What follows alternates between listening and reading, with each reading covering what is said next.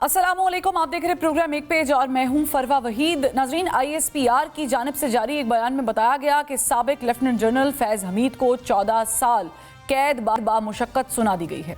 बयान में बताया गया कि मुजरिम पर सियासी सरगर्मियों में मुलव्वस होने, ऑफिशियल सीक्रेट एक्ट की खिलाफ वर्जी, इख्तियारात और सरकारी वसाइल का गलत इस्तेमाल और लोगों को गलत तरीके से नुकसान पहुंचाने से मुतालिक 4 इल्ज़ामात के तहत मुकदमा चलाया गया।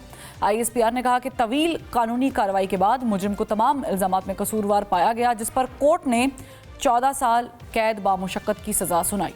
तर्जुमान पाक फौज ने कहा कि फील्ड जनरल कोर्ट मार्शल ने तमाम कानूनी दिफात की तामील की। मुजरिम को अपनी पसंद की दिफाई टीम के हुकूक समेत तमाम कानूनी हुकूक फराहम किए गए थे और मुजरिम को मुतल्लिका फोरम पर अपील का हक भी हासिल है।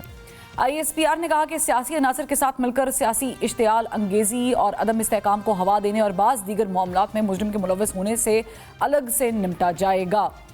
जनरल फैज़ हमीद, जिसने 2017 में कलअदम तहरीक लब्बैक पाकिस्तान और उस वक्त की हुकूमत के माबैन तस्फिया कराया और इस इकदाम पर बादज़ां कोर्ट ने ऐसे अफसरान के खिलाफ कार्रवाई करने का कहा था, तब से लेकर अब तक यानी 2024 तक मुख्तलिफ मामलात में वो मुलव्वस रहे और तनकीद का निशाना भी बनते रहे। ताहम अब उन्हें फ़ौजी अदालत ने सज़ा सुना दी है, मगर ये मामला शायद अभी यहाँ ना रुके और इसके बाद 9 मई के केसेस में आम लोगों को भी सज़ा सुनाई जाए और बानी पाकिस्तान तहरीक इंसाफ इमरान खान और उनकी पार्टी क़यादत के खिलाफ गद्दारी के मुकदमे के भी चांसेस मौजूद हैं, क्योंकि पैगाम तो वाज़े मिल चुका है कि इनफ इज़ इनफ।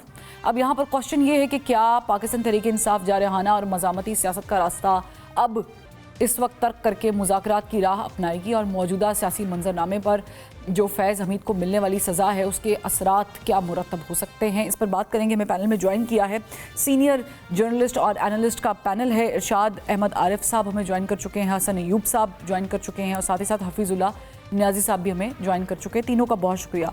आरिफ साहब, इरशाद साहब, मुझे ये बताइएगा, ये जो सज़ा हुई है इट वॉज़ लॉन्ग ड्यू और 15 महीने का प्रोसेस, इंटेरोगेशन, मामला कोर्ट में केस चलना, उनको वैसे बाय द वे हक भी हासिल है, लेकिन जो सज़ा हुई है इसको आप यहाँ पर रुकता हुआ देख रहे हैं कि मज़ीद आगे बढ़ेगी?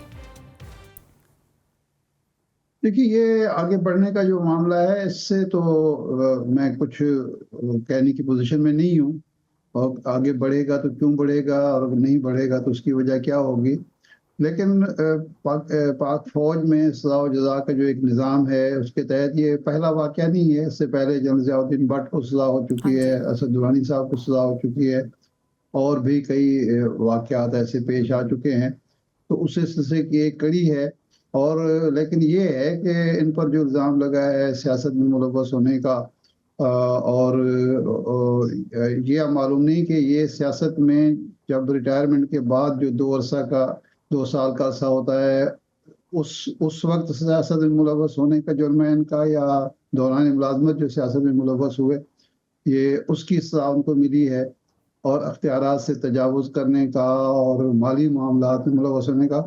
बहरहाल उस निज़ाम के तहत इनको सज़ा हुई है और पाक फौज ने ये तासुर देने की कोशिश की है या इस तासुर को पुख्ता करने की कोशिश की है कि हमारे यहाँ जज़ा व सज़ा का निज़ाम मौजूद है और कोई भी इससे बदतर नहीं है, बालातर नहीं है। अब ये सिलसिला अगर बढ़ेगा तो इस सूरत में कि क्या वो अकेले थे जो ये काम कर रहे थे या कुछ और लोग भी थे इनसे ऊपर या उनसे नीचे जो इन मामलात में उनका साथ दे रहे थे, किसी की ये सरपरस्ती कर रहे होंगे, कोई इनकी सरपरस्ती कर रहा होगा। अगर ऐसी बात है तो फिर जाहिर बात है ये मामला आगे भी बढ़ेगा। लेकिन मैं तो ज़ाती तौर पर इसके हक में हूँ और जब भी कोई ऐसा वाक़या होता है तो मैं हमेशा तायद करता हूँ कि एहतसाब के बगैर कोई मुआशरा आगे नहीं बढ़ सकता, तरक्की नहीं कर सकता। और लेकिन ये एहतसाब मुसावी बुनियाद पर होना चाहिए, बिला तफरीक होना चाहिए और किसी लगी लिपटी के बगैर होना चाहिए। इसी तरह ही मुआशरे सेहतियाब होते हैं और तरक्की की मंजिलें तय करते हैं। हसन अयूब साहब, फैज़ साहब को जो ये सज़ा हुई है, एक तो मुझे बताइएगा कि इसको आप कैसे देखते हैं, because it was as I said long due, और क्या ये मामला यहाँ तक रुकेगा या जो लोग फैज़याब हुए हैं, if that's the correct terminology, उन तक भी जाएगा? देखिए, यकीनी तौर पर जाएगा। इमरान अहमद नियाज़ी साहब जो हैं वो सबसे सबसे ज़्यादा फैज़-याब हुए हैं। बल्कि ना सिर्फ वो हुए हैं, बल्कि उनकी सेकंड और थर्ड टियर की जो लीडरशिप थी, वो भी फैज़-याब हुई। और ये मामला जो कि यानी आईएसपीआर की जानिब से जो एलामिया जारी किया गया है, अगर आप आखिरी पैराग्राफ देखें तो उसने सारे मामले को खोल के बता जी, दिया जी। है। जो इमरान खान का और जनरल फैज़ का एक इश्तराक था, एक बेसिकली एक पॉलिटिकल इंजीनियरिंग की इन्होंने पूरी स्टार्ट की हुई थी, जिसका ऑब्जेक्टिव क्या था कि इमरान खान साहब का जो इमेज है वो और बिल्डिंग होगी, इमेज बिल्डिंग ज्यादा होगी, वो दोबारा ताकत में आ जाएंगे और फैज हमीद साहब भी दोबारा जो है वो फौजी बन जाएंगे, चाहे वो डीजीआईएसआई बनते या वो एक म्यूटनी के जरिए, यानी 9 मई की बात कर रहा हूं, उसके जरिए वो दोबारा पाक फौज के सरबराह बनने की जो अजाइम रखते थे। लेकिन डीजीआईएसआई तो यकीनी तौर पर प्रेसिडेंट मौजूद है कि एक रिटायर्ड लेफ्टिनेंट जनरल को आप डीजीआईएसआई लगा सकते हैं, और ऐसा माजी में हो हाँ चुका है। जी। तो ये बेसिकली उनके लिए तो विन विन सिचुएशन थी, इमरान खान के लिए भी और फैज हमीद के लिए भी। मैं थोड़ा सा इस पे एक जी। छोटा सा सवाल करना चाहूँगी, गिराना गुजरे तो जब 2017 के हम वो फैज़ाबाद धरने का जिक्र करते हैं, जिस पे ज़ाहिर है कि उनको सज़ा भी हुई है, और उनकी जो पॉलिटिकल इंजीनियरिंग वो किस तरीके से कर रहे थे, बिरशाद आरिफ साहब ने भी फरमाया कि वो आया तब कर रहे थे जब उन्होंने बहावलपुर कोर में कमांड लेने से इनकार कर दिया था, और फिर उसके बाद उन्होंने before that taking up to that command उन्होंने रिटायरमेंट अनाउंस कर दी थी। उसके बाद का सीन है। लेकिन एक चीज़ तो वाज़ेह है कि जब वो ये सब कुछ कर रहे थे तो general Bajwa was leading the command. We all know the story behind it. तो डू यू थिंक कि ये वहाँ तक भी जाएगी? क्योंकि जो मुस्लिम लीग नून के कायदे हैं नवाज शरीफ साहब, वो तो मुतादिद बार जब 5 के टोले का जिक्र कर चुके हैं और करते हैं, तो उसमें तो बाजवा साहब का भी नाम। देखिए, नवाज शरीफ साहब जो बात करते हैं वो सिर्फ अवाम की कंजम्पशन के लिए करते हैं कि मुल्क उस वक्त तरक्की कर रहा था, और आज मुल्क जो है वो दोबारा एक पस्ती में जाने के बाद दोबारा संभला है। वो अवाम की अदालत के अंदर बात कर रहे हैं, वो किसी किस्म का कोई अकाउंटेबिलिटी की बात नहीं कर रहे। फैज हमीद वाला मामला थोड़ा मुख्तलिफ है, और जो जनरल बाजवा वाली आप बात कर रही हैं, जनरल बाजवा वाली बात तो उस वक्त तो वो बिल्कुल यकीनी तौर पर आर्मी चीफ थे, और उनकी प्रेजेंस के अंदर फैज हमीद साहब ने पॉलिटिकल इंजीनियरिंग की एज अ कोर कमांडर जो थे पेशावर के, और फिर जब वो भावलपुर गए थे तो वो भावलपुर उन्होंने चार्ज ले लिया था। ऐसी बात नहीं कि उन्होंने वहां पर कमांड नहीं किया, कमांड किया है, वो भावलपुर भी रहे हैं, और भावलपुर के वक्त भी उन्होंने अपना पैरेलल नेटवर्क वो चला रहे थे। वो नेटवर्क तो उनका बन चुका था जब वो पेशावर के अंदर मौजूद थे, और इस हवाले से जो जनरल बाजवा साहब है उनके ये इल्म में अगर बात नहीं थी तो कम से कम ये बात जो है वो जनरल आसिम के इल्म में आ चुकी थी जब वो उन्होंने ये कमान संभाल ली थी। जी, तो उनकी रिटायरमेंट जब उन्होंने वो कमान संभाली तो फैज हमीद साहब ने पहले ही इस्तीफा दिया और वो चले गए। लेकिन वो चले गए, लेकिन उसके बाद उनका एक नेटवर्क चल रहा था, तो उनको वार्निंग्स मिली थी, यानी इदारे ने वार्न किया था फैज हमीद साहब को, लेकिन फैज हमीद साहब खुद को सुपर स्पाई समझते थे। उन्होंने क्या किया कि अपने नंबर चेंज कर लिए और अपना फोन हैंडसेट चेंज कर लिया। फिर वो जिस तरीके से वो गुफ्तगू कर रहे थे कि नॉर्मल मोबाइल नंबर से मोबाइल टू मोबाइल कांटेक्ट कर रहे थे, वो व्हाट्सएप भी इस्तेमाल नहीं कर रहे थे। तो उन्होंने डिफरेंट मेथड्स अडॉप्ट करके वो समझे कि मैं विजिबल नहीं हूंगा। लेकिन जब ये मामला 2023 के अंदर सुप्रीम कोर्ट में आया और मिनिस्ट्री ऑफ डिफेंस को ये मैटर रेफर हुआ, तो फिर जब रेफर हुआ तो फिर जीएचक्यू ने एक इंक्वायरी जो कमेटी तश्कील दी, तो वहां से फिर बहुत सा जो चीजें हैं वो सरफेस पर आना शुरू पड़ी। फिर जब गिरफ्तार हुए फैज हमीद साहब तो फिर और बहुत से एविडेंस, क्योंकि वो खुद अपने आप को स्पाई मास्टर समझते थे, तो वो हर एक के साथ जो कम्युनिकेशन करते थे वो उन्होंने रिकॉर्ड की हुई थी। तो वहां से बहुत सा एविडेंस जो है सरफेस के ऊपर आ गया। तो आज जो इनको सजा हुई है, ये खाली अकेले गिरफ्तार नहीं हुए, बल्कि इनके साथ दर्जनों लोग और भी एग्जैक्टली बहुत सारी इंटेरोगेशंस अभी भी चल रही हैं। वो लोग जिन्होंने फैसिलिटेट किया विद इन इंस्टीट्यूट, जो बताया जा रहा है कमोबेश बताया जा रहा है, क्योंकि उसमें रिटायर लोग हैं, लेकिन वो दर्जनों में है, यानी दर्जनों में, यानी उसको आप 100 का नंबर प्लस माइनस कर सकते हैं। यानी 100 से ज्यादा लोग जो है वो हिरासत में आए हैं फैज हमीद के साथ, क्योंकि एक पैरेलल नेटवर्क था जो कि एग्जैक्टली और ये बात तो जाहिर है कि आपकी इंटेलिजेंस एजेंसी ऑपरेट करती है।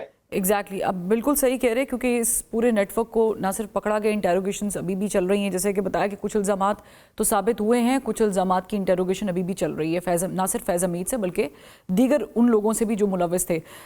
हफीज़ुल्लाह नारी साहब, शुक्रिया वक्त निकालने के लिए। ये जो मामला हुआ है फैज़ हमीद साहब वाला, और जैसे कि भी दोनों मेहमान भी गुफ्तगू करते, शाद आरफ साहब भी और हसन अयूब साहब भी, कि ये खुद एहतसाबी की एक मिसाल कायम की है इंस्टीट्यूट ने। इससे पहले भी वैसे कोर्ट मार्शल्स की मिसालें तो मिलती है, लेकिन इस नौयत की और एक पार्टी के साथ लिंकअप और एक बानी के साथ लिंकअप एक पार्टी की, आप इसे कैसे देख रहे हैं?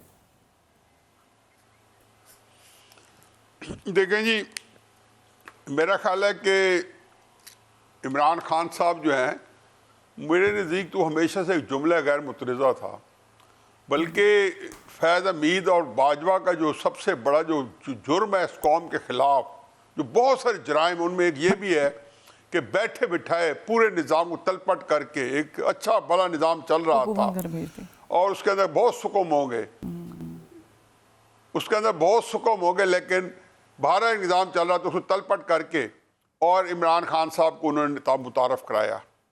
और आज इमरान खान साहब जो हैं, जो तो पहले हो चुका वो एक जगह पे, जो अब होने वाला है, जो होगा, या जो जो जो चश्मे तस्वर में आपके सामने जो चीज़ें आने वाली हैं, वो मेरा नज़दीक तो वो भी दिल दहला देने के लिए काफ़ी हैं। तो ये फैज़ हमीद का सबसे बड़ा कारनामा, ये मैं समझता हूँ फैज़ हमीद की जो आज की जो 14 साल कैद बा मुशक्कत की जो सज़ा है, ये ऐसे ही है जैसे वो कहते हैं ना कि चावल के देगचे से एक जो है चावल चखाया गया है। ये सजा नहीं है, सजाएं उसको भी होनी है। ये मेरा ख्याल है कि वो एक और एक पूरे ऑपरेशन जो है वो एक एक्शन में है। इससे पहले कि फैज़ हमीद के जो जराइम है जो उसके ऊपर कोई बंदा रोशनी डाले, मैं सिर्फ एक बात वाज़े कर दूं, बड़े अरसे से कह रहा हूं कि ये जो 1.5 साल लगाया गया, 15 महीने के अंदर सजा दी गई है, ये मेरी अक्ल के अंदर नहीं बैठती कि 15 महीने के अंदर तहकीकात हुई। कोई तहकीकात नहीं होती, क्योंकि जब आप फौज पकड़ती है तो जुर्म पहले साबित होता है। ये नहीं होता कि आप ये देखेंगे कि बंदा इंडियन जासूस था या नहीं था।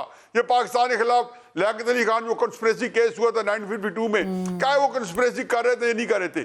ठीक है कि जब मुकदमा चलता है तो उसको एक हियरिंग दी जाती है, उसको सुनवाई दी जाती है, उसको एक जो है पूरा जो इंसाफ हासिल करने के लिए कि कहीं बुनियादी पता चले कि उसको मुतमिन करें। लेकिन वो एक बुनियादी को छोड़ें, जब आप फौज की तहवील में जाते हैं तो उसको अभी इतने ज़्यादा अहम नहीं है, लेकिन जो वहाँ पे होती है वो 2, 3, 4 दिन से बड़ी कार्रवाई नहीं होनी चाहिए। आज तक नहीं हुई। मिलिट्री कोर्ट पहली दफ़ा नहीं पाकिस्तान में बैठ रही, 70 साल से बैठ रही हैं। ये हर माशला के अंदर तो पहले 1-2 साल अदालतें ही सियासतदान मिलिट्री कोर्ट भुगते थे, साहब के वक्त में, अयूब खान के वक्त में, और फिर उसामा एक्सने मुशर्रफ साहब के वक्त में। तो ये जो था, ये मेरा नज़दीक इमरान खान साहब को एक जो मुफाहमत का एक रास्ता था, वो बताते थे कि मेरा एक था जहन में कि किसी तरीके से ये मुफाहमत हो जाए तो फैज़ हमीद के बारे में फ़र्क सलूक किया जाता, मुफाहमत ना होती तो दूसरा सलूक किया जाता। फैज़ हमीद का सबसे बड़ा जुर्म क्या है? इनकी सज़ा है कि जो इमरान खान को इन्होंने GHQ पे चढ़ाने की शह दी, जो कि आज के फील्ड मार्शल की अपॉइंटमेंट रुकवाने के लिए, कि लेफ्टिनेंट जनरल की अपॉइंटमेंट रुकवाने के लिए जो उन्होंने किया, इतना संगीन जुर्म है कि मेरे नज़दीक, मैं को ये नहीं कह रही देनी चाहिए, मेरे नज़दीक इसकी सज़ा मौत है। इसके अलावा कुछ नहीं है कि आप एक इदारे के ऊपर कुछ लोगों को बिला फसला पे चढ़ा दें, उनको सज़ा दे ना दे, ये बंदा माफ़ नहीं किया जा सकता। और जब जनरल बाजवा और फैज़ हमीद का चोली दामन का साथ था, मत भूलें कि ये पूरा जो गेम थी ये 2021 से कहीं शुरू हुई थी कि हमने इमरान खान को कैसे गिरना है, फिर बाकी सियासी जमातों को कैसे गिरना है, ये कल बहस है। उसके ऊपर फैज़ हमीद साहब को सजा मिलनी थी। अब जो बात है 9 मई की, इसमें फैज़ हमीद शायद गोटे गोटे मुलव्वस हों, लेकिन 9 मई से पहले जो है जो फैज़ हमीद साहब करते रहेंगे, फिर मेरी बात ये समझ में नहीं आती कि वो उन्होंने अंधाधुंध शुरू किया होगा। वो इतना डरपोक आदमी था कि 21-22 नवंबर को 6-7 दिन पहले पता चला कि जी अब गेम जो है बाजी पलट गई है, तो बाजवा साहब से उन्होंने बाइजर रिटायरमेंट ली ताकि कोर्ट मार्शल से बचा जा सके। फिर दिसंबर के अंदर हमें कुछ खबरें मिली जनवरी में, मेरा ख्याल है कि उसके बाद वो काम करते रहे। वो फिर एक किसी खास प्रोग्राम के साथ किसी खास स्क्रिप्ट के मुताबिक काम करते रहे, जो मैं समझता हूँ कि तारीख हमें बताई क्या था, ये कह नहीं था। लेकिन अभी भी मैं समझता हूँ कि फैज़ हमीद जो है वो उन्होंने आज अश्कारा किया है कि एस्टैब्लिशमेंट शायद बहुत बिफर गई है, नहीं बिखरना चाहिए।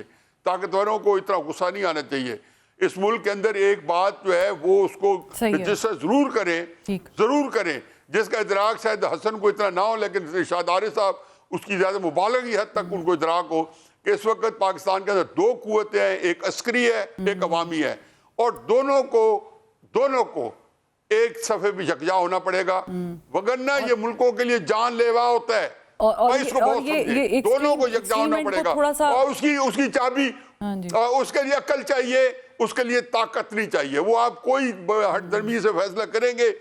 फैज़ हमीद की गिरफ्तारी, आज की सजा मुल्क की अदम इस्तेकाम बढ़ाएगा, उसको हवा देगा, कम करने का नहीं है कि उसको इस्तेकाम जो है कहीं और पड़े। मैं एक ब्रेक का मुझे कहा जा रहा है, विद ड्यू रिस्पेक्ट ब्रेक लेते हैं फिर वापस आते हैं। लेकिन आपने भी और मैंने भी बाजवा साहब का जिक्र किया था, सवाल किया था, मैं चाहूँगी कि उस पर हम एक दफ़ा फिर थोड़ी सी रोशनी डालें, क्योंकि ये तो वो चीज़ें हो गई जो कि रिटायरमेंट के बाद और उससे थोड़ा करीब पहले, लेकिन बहुत सारे ऐसे मामला आते हैं कि जब जनरल बाजवा साहब इक़्तिदार में थे उस वक्त, यानी उनके पास कमांड थी, तो वो वाले मामला में जनरल बाजवा साहब का क्या स्टेटस हो सकता है। एक ब्रेक लेते फिर वापस आते हैं।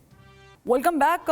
पाकिस्तान की तारीख में एक ऐसी चीज़ हुई है कि जिसके बाद कहीं कोई किरण की रोशनी की किरण नज़र आ रही है, और कहीं पर ये एज्यूम किया जा रहा है कि किसी के लिए आखिरी वक्त है, क्योंकि इसके बाद अगर कोई एहतजाज, धरना या कोई रेजिस्टेंस होती है स्टेट के ख़िलाफ़, तो फिर उसका जो नतीजा है वो शायद पाकिस्तान की तारीख में लिखा जाएगा।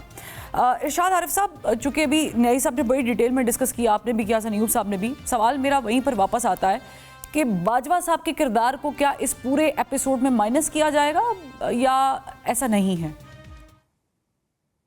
देखिए, मैंने इब्तिदा में ये अर्ज़ किया था कि मुझे इल्म नहीं है, कम से कम मेरी लाइल्मी समझ लीजिए कि ये जो सज़ाएं उनको मिली हैं, ये जब वो DGISI थे या DGC थे, उस वक्त जो उन्होंने काम किए हैं, मुदाखलत की है, ये उसकी सज़ा है।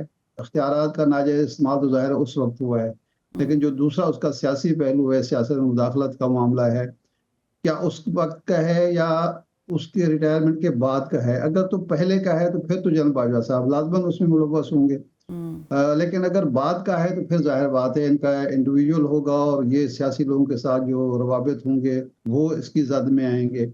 एक बात, लेकिन दूसरी जो बात, इम्पॉर्टेंट बात यह है कि क्या ये अगर सज़ा उनको हो चुकी है और इस बुनियाद पर हुई है कि नाजायज़ इख्तियारात का नाजायज़ इस्तेमाल, माली मफादात का हुसूल और सियासी मामलात में मुदाखलत, तो इससे सबक हमें क्या मिलता है कि क्या ये रास्ता हमेशा के लिए बंद होता है? क्या इससे हम एक शख्स को सज़ा दे के समझ लेते हैं कि जी रास्ता बंद हो गया है, या वाक़ियतन ये हम तय करते हैं कि जी इसकी वजह से इदारे पर भी असरात मुरतब होते हैं, कौमी सियासत पर असरात मुरतब होते हैं, कौम पर असरात मुरतब होते हैं, तो इसलिए ये रास्ता बंद होना चाहिए।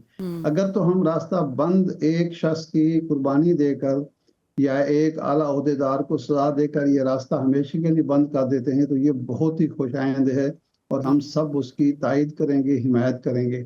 लेकिन अगर वो रास्ता खुला रहता है और एक शख्स को सज़ा मिल जाती है, तो इस तरह तो सज़ाएँ इससे पहले भी बहुत सारे लोगों को मिल चुकी हैं। कई कोर्ट मार्शल भी हुए, कई फौजी अदालतों की सज़ाएँ भी हुई। बुनियादी चीज़ हमारा जो फोकस है इस पर होना चाहिए। जनरल बाजवा साहब को अगर इसमें वो मुलव्वस हैं, अगर वो कानून की जद में आते हैं, वो इन्वॉल्वमेंट उसकी साबित होती है, तो उनको भी सज़ा मिल जाएगी या दे दी जाएगी। और लेकिन हमारा और आपका कंसर्न ये नहीं है, हमारा कंसर्न ये है कि आइंदा के लिए ये रास्ता बंद होना चाहिए। दूसरी बात ये है कि यानी आपको खदशा है इरशाद साहब के शायद जैसे माजी में बहुत सारी मिसालें मिलती हैं, सज़ा होती है फिर कोई रास्ता खुल जाता है, कोई इस तरह का खदशा है? नहीं, ये तो होता है, हमने देखा है, सज़ाएं मुअत्तल भी हो जाती हैं और सज़ा एक बंदे को मिल रही होती है और जो काम उसने किया है वो काम जारी होता है, तो उसका तो फिर कोई फायदा नहीं होता ना। बुनियादी चीज जो जुर्म की सजा दी जाती है वो जुर्म के इंसदाद के लिए दी जाती है। ये बैनुल-अक़वामी मुसल्लमा उसूल है और इस्लाम का भी उसूल ये है कि सज़ा जो है जुर्म को रोकने के लिए दी जाती है। किसी शख्स को निशान इबरत बना कर भी मकसद यही होता है कि उस जुर्म का दोबारा इर्तिकाब करते हुए एक बंदा 100 बार सोचे।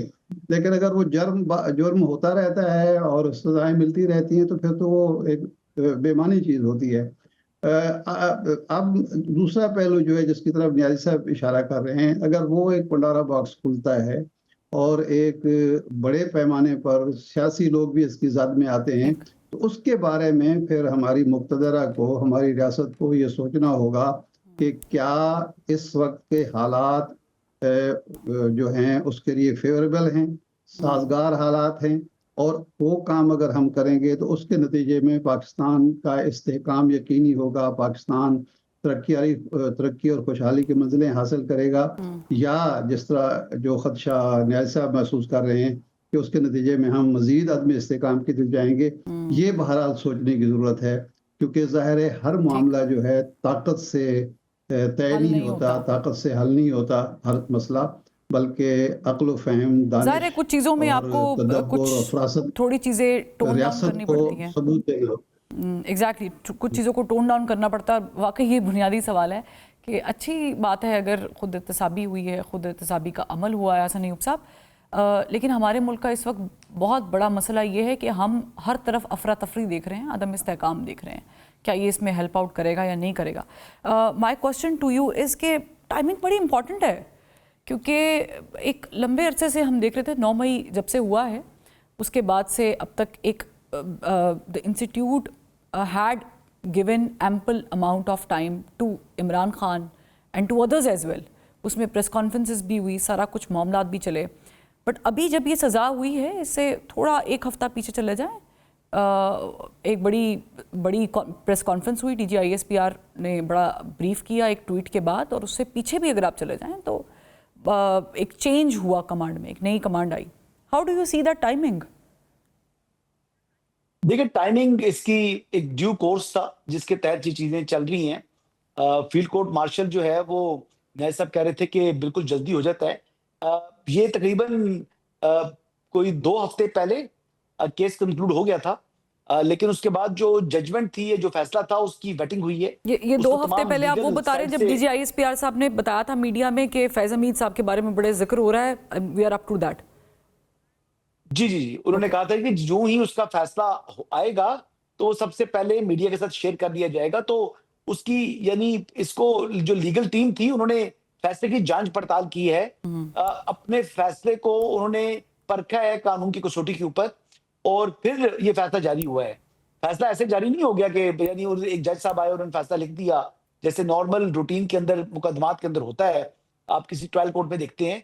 तो वो तमाम के तमाम पहलू को देखकर ये जो फैसला किया गया कि 9 मई का जो मामला है वो इस मामले के अंदर तो नहीं जोड़ा गया, उसकी अलग से एक मुकदमा चलेगा जिसकी जद के अंदर इमरान खान साहब यकीनी तौर पर आएंगे। उसमें पाकिस्तान तहरीक इंसाफ की 2nd ईयर की लीडरशिप आएगी, उसमें तहरीक इंसाफ की 3rd ईयर की लीडरशिप भी आएगी, क्योंकि यानी आप कह रहे हैं वो जो रिसेंटली वाउडा साहब ने ट्वीट किया था कि केपी में जो लोग छुपे हुए हैं उनकी गिरफ्तारी भी, वो आप शायद उस तरफ इशारा कर रहे हैं कि जो मुस्तफीद हुए थे, फैज़याब हुए थे, वो जहां पर भी होंगे वो निकाले जाएंगे अब? नहीं, मैं ये बात ही कर रहा, मैं ये कह रहा हूं कि 9 मई के अंदर वो तो कन्विक्ट हो चुके हैं ना। 9 मई के अंदर कुछ लोग ऐसे हैं जिनके डायरेक्ट राब्ते थे यानी फैज हमीद साहब के साथ। ऐसे लोग भी हैं जो कि अभी गिरफ्त में नहीं है, जिनके खिलाफ शायद मुकदमात भी नहीं है, लेकिन वो लोग मैं उन्हीं लोगों की तरफ इशारा कर रही थी। जी। वो नाम नहीं, जो छुपे हुए जिनका इशारा जो फैसल वाडा साहब ने किया है, वो लोग तो कन्विक्ट हो चुके हैं ना। उमर यूब साहब, शिबली फराज साहब, जरताज गुल साहिबा, ठीक है, अहमद चट्टा साहब, ये तमाम लोग तो इस वक्त कन्विक्ट हैं। मैं तो उनकी बात कर रहा हूं जिनके ऊपर केस ही नहीं चला। अब ये वो लोग हैं जो कि उनके साथ राब्ते में थे पोस्ट रिटायरमेंट, इंतखाबात से पहले भी और इंतखाबात के बाद भी। और वो लोग जो है वो उन लोगों को ने भी एक रोल प्ले किया सारे अमल के अंदर, तो उनका भी एहतसाब होना है।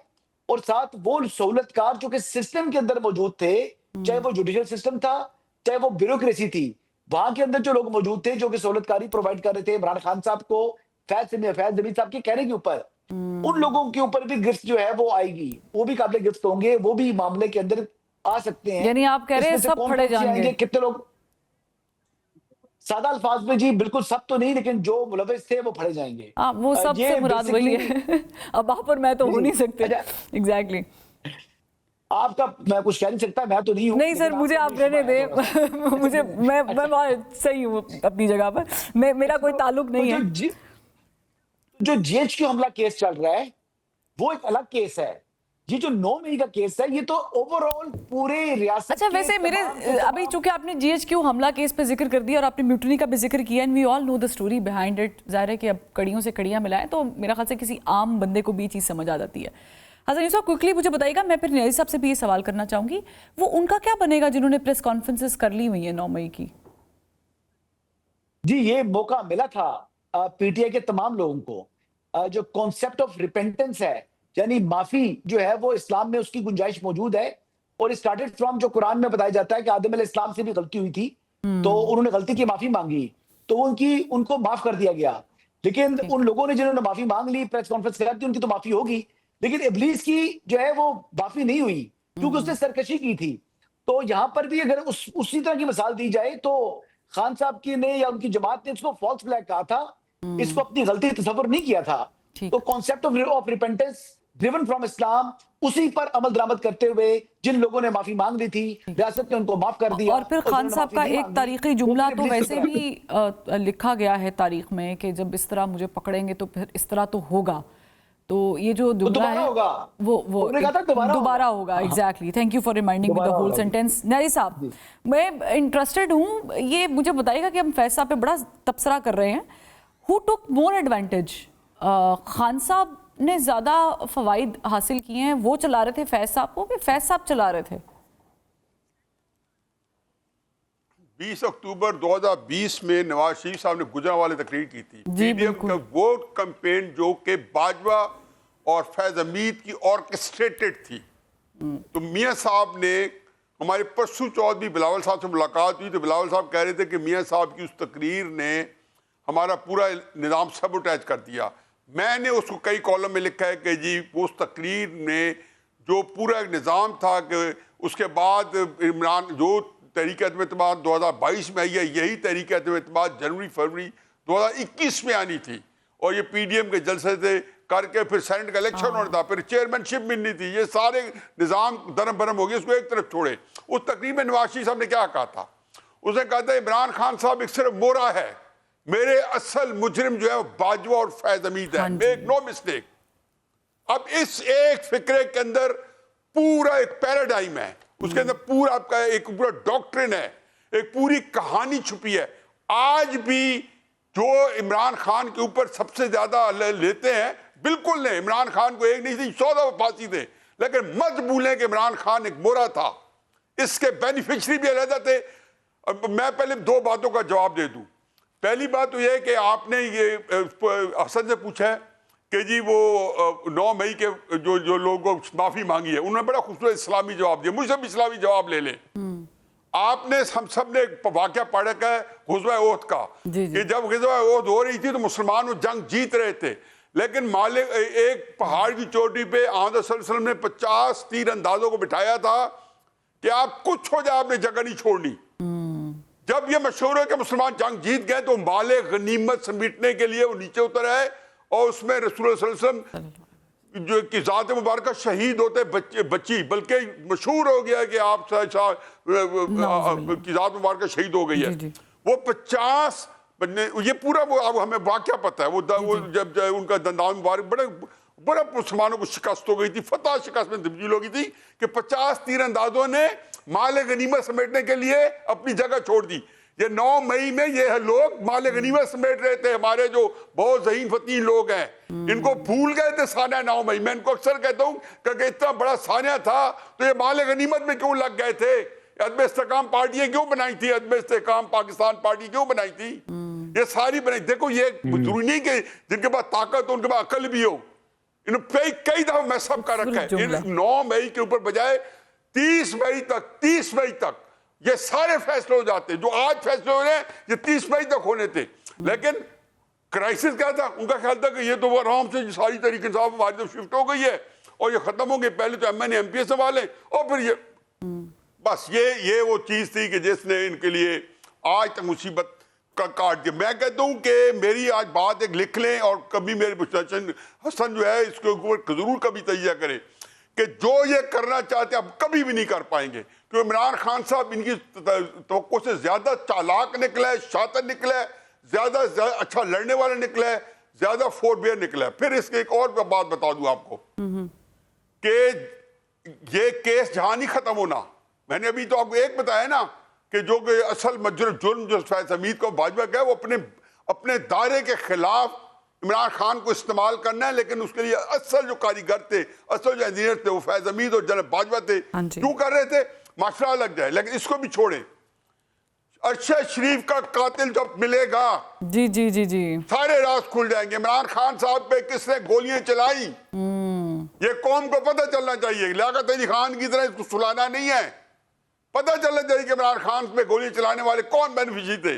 ठीक है कि वो गोलियां ऐसे मारी गई होंगी शायद के जी सिर जख्मी हो या ना हो, लेकिन गोली कभी नहीं देखती। कोई भी एक कितना शार्प शूटर हो, खुदा ना खासा मर जाते इमरान खान साहब तो क्या था कि आप मुल्क में खाना जंगी करा के माशरा लगाना चाहते थे? हमें नहीं पता है, अब सारे हमें बताते नहीं है। बड़े बड़े हमारे लीडर मुस्लिम नून के बाजवा ने कहा था मैं माशरा लगा दूंगा, आप जब या मेरी एक्सटेंशन हाँ जी, बिल्कुल धमकी दी गई थी, चीफ बना दे। जी जी बहुत गंद है, इसको ना डिस्कस करें।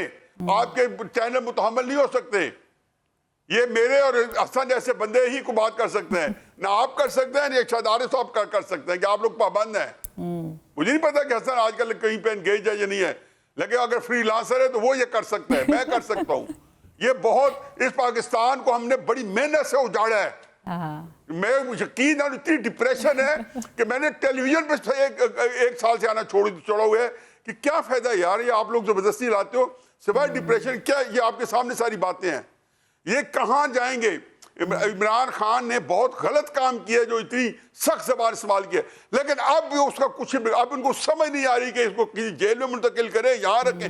जो भी है इरादे देता हूँ जी जी ऐसा ना हो जाए, कहीं ऐसा ना हो जाए। ठीक है, मैं एक ब्रेक ले लेती हूँ यहाँ पर और ब्रेक से जब वापस आएंगे तो इरशाद आरिफ साहब और हसन अयूब साहब के सामने भी कुछ सवाल आते हैं। Welcome back. इरशाद अहमद आरिफ साहब, मुझे बताइएगा कि अब हम ये समझें कि वो जो अभी नई साहब ने कुछ देर पहले कहा था कि दरवाजा आधा खुला हुआ है, वो दरवाजा खुला हुआ है आपके नजदीक कि वो भी अब बंद होने वाला है या बंद हो गया है?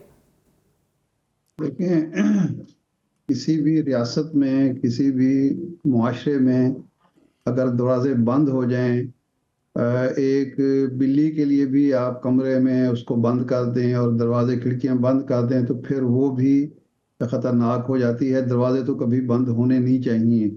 और एक ऐसा मुआशरा जिसने जमहूरियत का मज़ा चखा हो या आज़ादी का मज़ा चख चुका हो, उसको आप दरवाजे बंद करके आगे बढ़ा नहीं सकते। तो इसलिए दरवाज़ा तो खुला रहना चाहिए, आधा हो या पूरा हो, और इसी में बका होती है, इसी में इस्तेकाम होता है, इसी के साथ मुस्तकबिल वाबस्ता होता है। तो हमें तो उम्मीद करनी चाहिए कि दरवाज़ा खुला है और खुला ही रहेगा। वो माफ़ी का दरवाज़ा भी हो सकता है, वो मुफाहमत का दरवाज़ा भी हो सकता है, वो माइनस इमरान का भी हो सकता दरवाज़ा भी हो।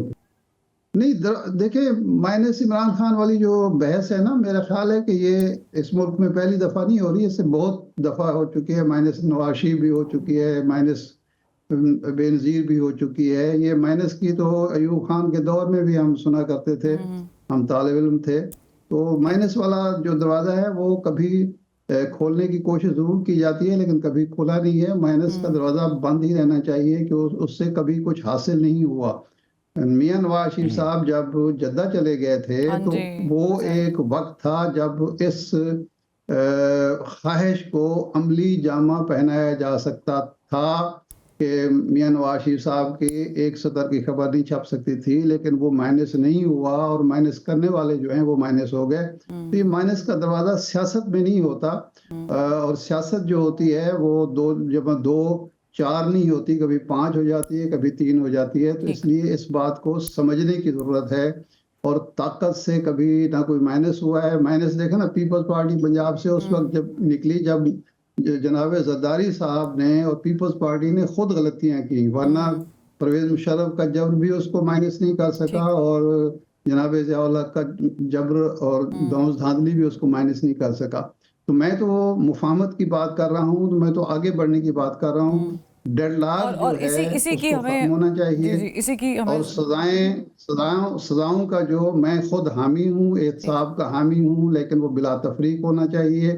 और जिस तरह न्याज़ साहब ने कहा है कि ये जो अदम इस्तेकाम पार्टी और इस तरह की पार्टियां बना के जिस तरीके से किंग्स पार्टीज एहतसाब एग्जैक्टली। को मजाक बनाया जाता है, इस तरह किसी मुल्क में एहतसाब नहीं होता बल्कि मजाक ही होता है। ठीक, गॉट योर आंसर। और हसन यूब साहब आपसे भी यही सवाल है, न्याई साहब से भी यही सवाल है कि ये जो दरवाज़ा है ये, क्योंकि अभी गद्दारी के मुकदमे की भी बातचीत कहीं ना कहीं हो रही है, राना सनाउल्लाह साहब भी कह रहे हैं कि हो सकता है, पार्टी पे पाबंदी की बात भी हो रही है, बड़ा कुछ हो रहा है, तो आप इसको क्या देख रहे हैं, न्यू नॉर्मल? देखिए, कोशिश यकीन तौर पर मुख्तलिफ अदवार में सियासी शख्सियात को माइनस करने की अटेम्प्ट्स होती हैं। वो अटेम्प्ट्स जो हैं वो कभी भी कामयाब मुकम्मल तौर पर नहीं हुई। वो इतनी कामयाब होती हैं कि वो थोड़ा सा डेंट डाल देती हैं। यानी नवाज शरीफ साहब जब जद्दा में थे, जिला वतन थे, तो exactly. उनकी पार्टी की जगह जो है वो मुस्लिम लीग काफ बन गई। हाँ जी। पीपल्स पार्टी के अंदर पेट्रोल बना दी गई 9 मई के बाद, यानी इस्तेकाम पाकिस्तान पार्टी बन गई। लेकिन सबसे ज्यादा नाकाम जो कोई अगर जमात रही है तो वो इस्तेकाम पाकिस्तान पार्टी रही, या वो जो पीटीआई पार्लियामेंटेरियंस बनी थी केपीके के अंदर, वो तो मुकम्मल ही नाकाम रही, मुकम्मल सुपर फ्लॉप रही है। लेकिन इस मरतबा अगर अटेम्प्ट होगी तो उस टाइम अगर जो पार्टी को रिवाइव करने वाला अगर आप देखें तो शेर अफजल मरवत जैसा शख्स था, जिसने तूलो अर्ज में मुल्क के जो है वो पार्टी के वर्कर को मोबिलाइज किया, अपनी यानी सिक्योरिटी की परवाह किए बगैर वो गया, मुतअद्दिद अटेम्प्ट्स हुई उसको गिरफ्तार करने की, और किसी न किसी हद तक विद इन सिस्टम सहूलतकारी मुयस्सर थी जो पाकिस्तान तहरीक इंसाफ को।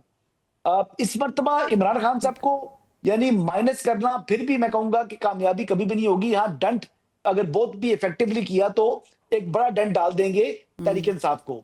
दूसरी बात हो रही है कि जी इमरान खान साहब को यहां से जेल से किसी और सूबे मुंतकिल करने के हवाले से, तो वैसे तो जो मेरी इतला है कि जो न्याजी साहब, जिसे आप बेहतर बता सकते हैं, हफीजुल्लाह साहब, इमरान खान साहब को फर्क नहीं पड़ेगा, उनको किसी भी जेल में रख दिया जाए। अब ये फर्क पड़ना है बाहर की जमात को, क्योंकि इमरान खान साहब जो है ना अब जेल के माहौल के अंदर रच बस चुके हैं, टाइम काफी हो चुका है, और इतने टाइम में बंदा यूज्ड हो जाता है। हाँ, मतलब अगर उनको दूर दराज किसी इलाके में करेंगे तो वो पीटीआई के लिए प्रॉब्लम होगा, पीटीआई के जो वर्कर्स के लिए प्रॉब्लम होगा, वहां पहुंचने की लीडरशिप के लिए प्रॉब्लम होगा। आखिरी बात ये करूंगा कि अगर इनको मुंतकिल करना है तो वजीरिस्तान की जेल में मुंतकिल कर दें। अच्छा। एक तो केपीके की हुकूमत भी है, और दूसरा रोज वहां पर खुद कुछ धमाके हो रहे हैं, कभी पुराना बारूद फट जाता है, कभी क्या हो जाता है, तो वहां पर भी जो जेल के अंदर, नहीं लोग तो जेल के अंदर मौजूद है ना वहां पर, तो वहां पर इमरान खान साहब तो महफूज रहेंगे, जेल महफूज रहे होगी। जेल के बाहर जो ड्रामा लगता है उस लिहाज से कम से कम थोड़ा सा जो है ना वो सुकून हो जाएगा। ठीक, मेरा ख्याल से अभी तो वैसे भी बहुत सारी चीजें ऐसी होने वाली है कि सुकून शायद वो खुद भी ले आए, थोड़ा सा टोन डाउन हो जाए। न्याय साहब, योर टेक। देखिए जी, मैं बिल्कुल यही कहने लगा था जो हसन ने भी कहा है कि जी कहाँ गई वो आपकी अदम इस्तेकाम पार्टी। मैं हकीकत बता दूं कि अगर ये परवेज खट्टक से ये पार्टी ना बनवाते तो परवेज खट्टक की सियासत हार भी जाता तो खत्म ना होती। जहांगीर तरीन साहब और परवेज खट्टक साहब के अलग जमाते थी। जी मैं ये उधर ही आ रहा हूँ। ये इनकी सियासत या मुस्लिम है, 2 दफा इलेक्शन हार जाए इमरान खान से, सियासत खत्म नहीं हुई। इन लोगों की सियासत हमेशा हमेशा के लिए खत्म हो गई, जहांगीर तरीन और परवेज खट्टक की। ये एक बड़ा आप इनको कंपैरिजन करके, कोई इलेक्शन हारना बुरी तरह किसी पार्टी ताकत में है, पीओएस पार्टी नहीं हार गई थी 1997 में 14, 15, 16 सीट्स आई थी उसके, तो लगता था कि पीओएस पार्टी जो है वो रिवाइव करेगी, वो आ जाती हुई स्पेस होती है, अपनी सियासत कर रहे होते हैं। ठीक है, टाइम आता है, इरेलेवेंट हो जाते हैं, फिर कोई और मसला होता है। देखिए असल आपका जो इस क्राइसिस क्या है, आपका क्राइसिस ये है, और ये बात मैंने हकीकत ये है कि जो भी लोग इस वक्त एट द हेल्म है, जब मेरा उनसे इंटरेक्शन उन्होंने बताया कि हुजूर आप पहले दिन से काम गलत कर रहे हो। आपने जिस तरीके से इमरान खान को निकाला है, इमरान खान का बयानिया नवाज शरीफ को दे दिया, नवाज शरीफ का बयानिया इमरान खान को दे दिया, दोनों की पोजीशन जैसी लोग है, मकबूलियत और जिसका जो कहना गैर मकबूलियत, वो भी उसका भी अदला बदला हो गया है। आपको जिनको करना चाहिए, इमरान खान पता चल गया कि उन्होंने लोगों को अपील शुरू कर दिया, झूठ सच से अपने आप को सामने ले आए हैं। करना क्या था, कि उसकी जो पीछे जो सपोर्ट थी उसको एड्रेस करना था, ना कि इमरान खान को। अब ये इन्होंने वो सारे तरीके आजमाए कि इक़्तिदार से जाएगा तो जनाब फारिग हो जाएगा पाकिस्तान में लोग। जब आप ओपोजिशन में होते हैं तो उनको कोई नहीं पूछता, अपना इक़्तिदार से अलग होते हैं कोई नहीं पूछता, ये होता है। लेकिन दो चीजें हमेशा उनको अलग रखें, इक़्तिदार और चीज है, सियासत और चीज है। सही। नवाज शरीफ साहब जब मुशर्रफ ने निकाला तो 2021 तक कोई इक़्तिदार में थे, सारी एक दफा 2013 से 18 तक, लेकिन नंबर 1 भी थे, नंबर 2 भी थे, नंबर 3 भी थे जनवरी 2022 तक, क्योंकि सियासत मजबूत थी। 2018 में इमरान खान जीत गया था, सियासत किसके पास थी? नवाज शरीफ के पास थी। ठीक। अब आपने 8 फरवरी का इलेक्शन करेगा, 7 फरवरी का इमरान खान और 9 फरवरी का इमरान खान में ये दोनों दानिशवर बैठे मेरे दोस्त, ये बताएंगे कि आपको डेफिनेटली फर्क पड़ा है। जी वो बिल्कुल। 2%, 5%, 10%, 20% मारे को 80, 90%, 70% को वो ज्यादा मकबूल हो गया। ठीक। और जो पार्टी इमरान खान ने खूबसूरती से, इतनी खूबसूरती से नवाज शरीफ मुंतकिल नहीं कर सके थे, जुल्फ़िकार अली भुट्टो नहीं मुंतकिल कर सके थे, कि दोनों का मैं ऐनी शायद हूं। जिस खूबसूरती से इमरान खान ने सारी पार्टी को डायरेक्ट अपने वर्कर्स के साथ पहुंचा दिया है। मैं इस मुल्क में नहीं रह रहा हूं, हसन अरशाद और आप नहीं रह रहे, हम नहीं देखते कि उनका वर्कर जो है, उनका लीडर सारा इररेलेवेंट हो गया है। कहां है गौर, वो कौन पूछता है? पार्टी वन मैन पार्टी है, वन और मैन शो। फिर एक और सामने हो गया है जो इमरान खान साहब के लिए इंतहाई तकलीफ दे होगा, मुल्क के लिए तो तबाहकुन है। उन्होंने ये तरीकाकार किया है कि उन्होंने ये सारी चीजें अपने सोशल मीडिया के थ्रू उनको मुंतकिल किया है। अब उनका जो वर्कर सपोर्टर है, चाहे वो 2 है, चाहे 10 है, चाहे 25 करोड़ में से आप 50 लाख है, 1 करोड़ है या 20 करोड़ है, वो सारे के सारे क्यों लेते हैं सोशल मीडिया से। सोशल मीडिया का बता दें, उनका हफीजुल्लाह न्याजी जो है वो इमरान खान का बयानिया उसी से उठा रहे हैं, जैसे नवाज शरीफ साहब ने, एक मुझे फिक्र मुकम्मल करने दे, नवाज शरीफ मरियम साहबा ने नवाज शरीफ साहब का बयानी उठाया था, या बेनजीर साहबा ने जुल्फ़िकार अली भुट्टो का बयानी उठाया था। तो वर्कर सपोर्टर सिर्फ उसी की तरफ जाएगा, वो मुस्तफा जतोई की तरफ नहीं जाएगा, ठीक। वो किसी तीसरे की तरफ नहीं जाएगा, वो शहबाज शरीफ की तरफ नहीं जाएगा, वो नवाज शरीफ की तरफ जाएगा, वो भुट्टो की तरफ जाएगा, वो उनके हॉट बयानी उठाने वालों की तरफ जाएंगे। तो ये सारी सूरत हाल है, इसके अंदर कोई रॉकेट साइंस नहीं है, बार बार हो रहा है। ये इक़्तिदार जो है इसको और मेरा ख्याल से आपकी बात तो समझने की जरूरत है। लेकिन जब ये आखिरी फिक्र मेरे लिए, आखिरी, जब ये इक़्तिदार शेल्फ लाइफ करने की शेल्फ लाइफ पूरी हो जाएगी, जब इस इक़्तिदार का टाइम पूरा हो जाएगा, खुदा के वास्ते जो इससे पहले लोग टाइम पूरा कर चुके हैं उनकी जिंदगी पे, कन्वेंशन लीग पे अभी हसन ने काफ लीग का जिक्र किया है, उससे पहले हमारे पास बड़े बड़े रूलर्स आए हैं इक़्तिदार, उनके बाद उन पे जो बीती है, यही मुस्तकबिल है 2030 से 2031 2032 के बाद। यानी कुछ नया नहीं है, सारे लोग इन बड़े उद्योगों में तमाम सारे लोग बड़े बड़ी चीजें की है, बड़े बड़े मार्के किए हैं, सर किए हैं। Exactly, totally agree with this one, क्योंकि बिल्कुल हमारे सामने सारी पिक्चर पाकिस्तान की तारीख में मौजूद है और हमें सीखने की ज़रूरत है। ये मामला यहाँ रुकता हुआ तो फ़िलहाल दिखाई नहीं देता, इसके बाद भी बहुत सारी चीज़ें होंगी, भी बहुत सारे नाम और भी आने वाले हैं और बहुत सारी और भी चीज़ें हैं जो आहिस्ता आहिस्ता खुलेगी। लेकिन ये मेरा ख्याल से पाकिस्तान तहरीक इंसाफ के लिए एक आखिरी मौका है और ये डू एंड डाई की सिचुएशन है उनके लिए। ये नहीं कि आप एक ऐसी और चीज़ कर दें कि जिसके बाद आप बिल्कुल स्नप कर दिए जाए, मगर मुफाहमत का रास्ता कैसे अपनाना है, किस तरह अपनाना है, ये उन पर डिपेंड करता है। बहुत शुक्रिया हफीजुल्लाह न्याजी साहब, हसन अयूब साहब, इरशाद अहमद आरिफ साहब हमारे साथ मौजूद थे। प्रोग्राम का वक्त खत्म हो गया, अगले हफ्ते मुलाकात करते हैं। अल्लाह हाफ़िज़।